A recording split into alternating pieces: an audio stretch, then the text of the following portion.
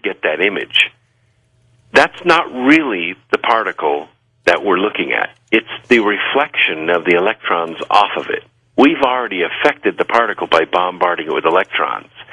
It's an unfortunate side effect that we have in science called the observation effect. When we observe photons, they collapse from a wave to a particle. We can't seem to look at it as a wave. Every time we look at it, it turns to a particle.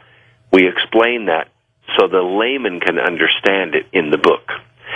The interesting thing is, and lots of people have realized this, they've seen it, but they don't understand the relationship between them. There is a ratio called the golden mean.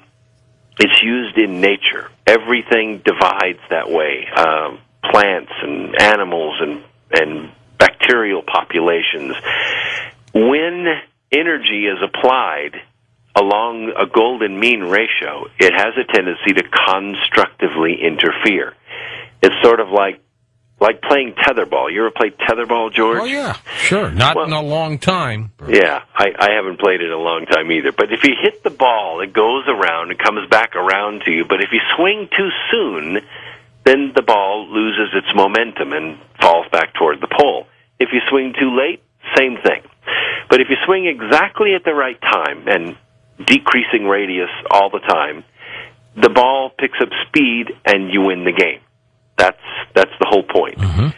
So this is the resonance of how to make intention work. It works along a ratio called the golden mean. Well, gosh, how do you find that golden mean?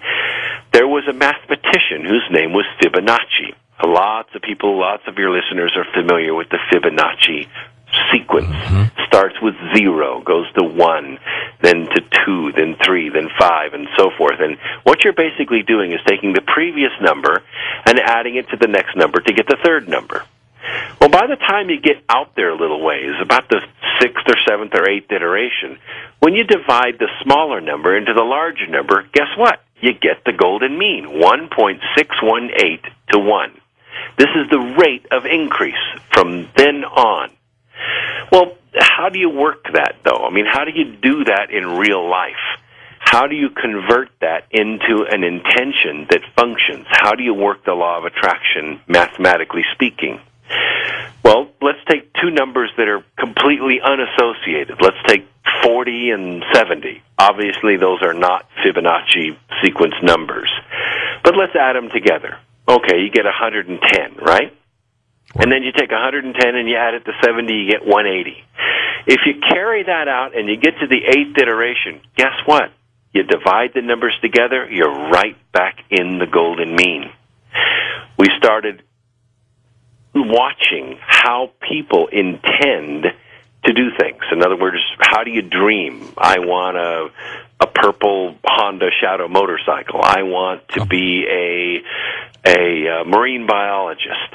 And they'll take 1 or 2 or 3 steps toward it, and they lose interest and they give up. And it never happens. Exactly. What we found from the most successful people we could find, and it worked, whether it was professional athletes, whether they were scientists, whether they were race car drivers, it was the 8th iteration, the 8th try, the 8th door that opened, and they went through it, and it clicked, and it worked.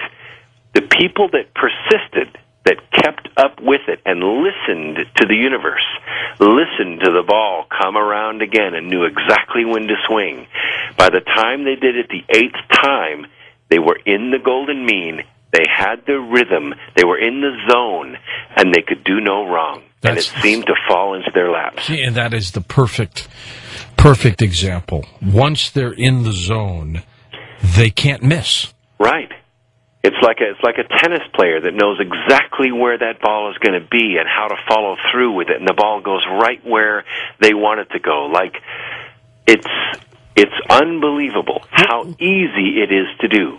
Why did you create these two different issues with some relationship? You know, you've got the intent, the dreaming, truly the power of a mind, and then massive earth changes. Well, because when you look at the earth and you look at the fact that if you follow what we say in the first two books, that the Earth is a combination of two different kinds of energy. A higher vibrational energy that's dynamic and alive and sensitive and self-correcting, and a lower set of matter that's acted upon by the universe. It looks like it's a body. It looks like it's an organism. So if the Earth is an organism and the human body, this biological transducer that makes up the human body, that through which we interpret our universe, we look at the stars, we hear sounds, we feel water between our fingers. It's just a way of interpreting the universe in its physical form. There was a relationship between the two. When I went to Tibet, I met with monks. I spent 11 days on the upper Tibetan plateau, not by air, by ground, on a four-wheel drive. We went to very remote places, and we found this relationship over and over again between humans and the earth, between mortals and immortals.